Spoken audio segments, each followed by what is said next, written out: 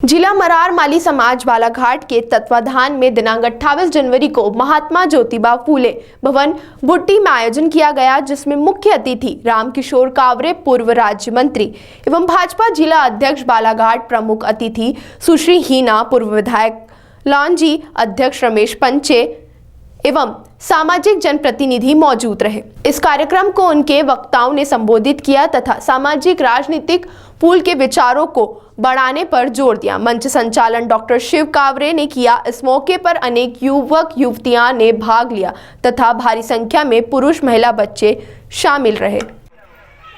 तो ऐसा सब लोगों ने मुझे जवाब दिया। तो मैं इतना जानती हूँ कि राजनीति में नानो भैया भारतीय जनता पार्टी से आते हैं, हीना कावरे कांग्रेस पार्टी से आती है, और शायद ये हमारे समाज का दुर्भाग्य है कि पहली बार लगभग 35 साल बाद पहली बार ऐसा हुआ कि हमारा समाज नेतृत्व विहीन हुआ है। अभी नानो भैया जिक्र कर रहे थे, मेरे पिता स्वर्गीय श्री लिखीराम कावरे जी 89 में पहली बार विधायक बने। उसके बाद लगातार वो जीतते रहे। जब वो नहीं रहे इस दुनिया में तो मेरी माता जी बनी विधायक। जब मेरी माता जी चुनाव हारी तो नानो भैया विधायक बन गए। जब नानो भैया विधायक का चुनाव हारे तो हीना कावरे विधायक बन गई। तो कहीं ना कहीं चाहे पार्टी कोई भी हो, लेकिन पद समाज के पास हमेशा से 35 सालों से रहा है। और ऐसा पहली बार हुआ कि हमारे समाज में विधायक बोलने के लिए कोई एक व्यक्ति नहीं बचा हमारे बीच।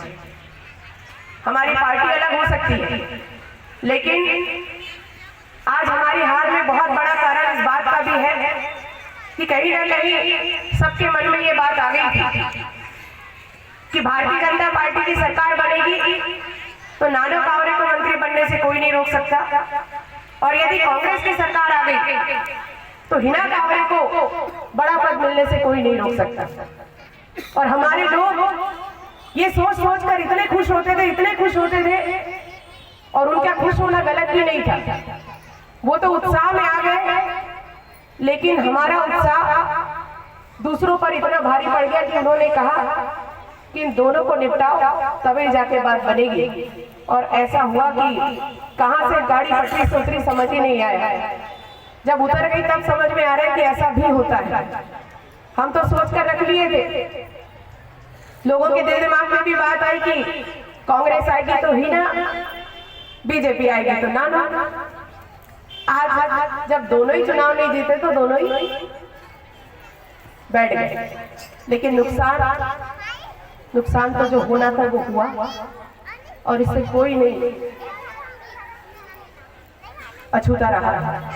मैं जानती हूँ बहुत तकलीफ है सबके मन में, अंदर तक पीस है इस बात की। आज हमको ये बात समझ में आ रही है, लेकिन मैं आप सबसे कहना चाहती हूँ कि मुझे नहीं पता कि भारतीय जनता पार्टी किसको लोकसभा का चुनाव लड़ाएगी।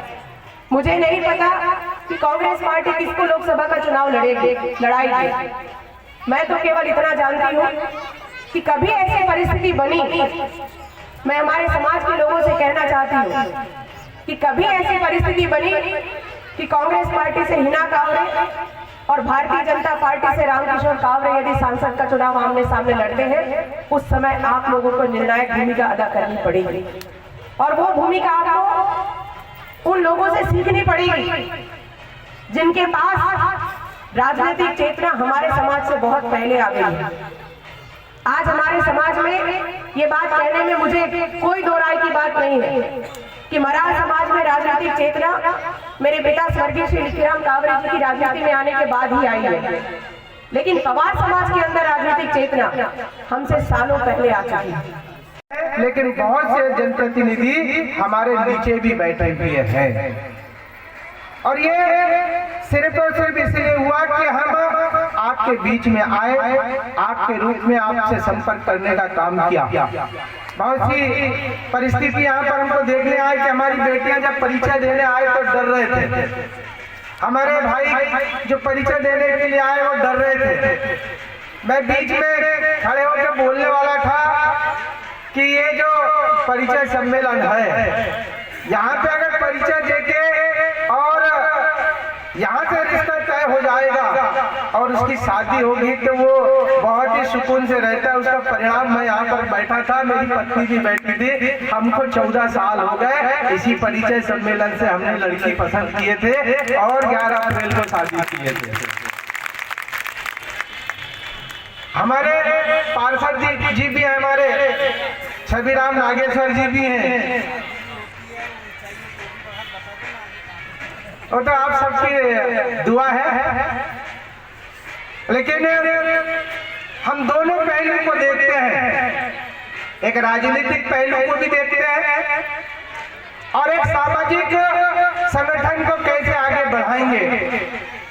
जब हम पीछे पलट कर देखते हैं और 80 के दशक को देखते हैं, जब हम जन्म भी नहीं लिए होंगे तब के दशक को देखते हैं, तो आदरणीय उदय सिंह पंचेश्वर जी यहाँ पे हैं, DL मानेश्वर जी हैं, हम भौरी जी को याद करते हैं, शिवलाल माने जी को याद करते हैं।